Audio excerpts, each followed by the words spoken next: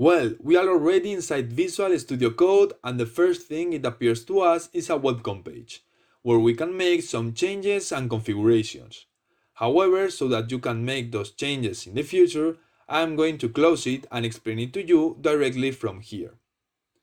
Okay, so the first change you can make if you want is the language.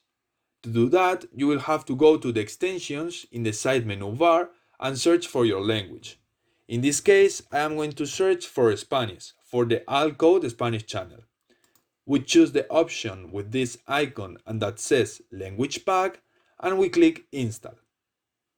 In order to change the language, it will be necessary to restart Visual Studio Code.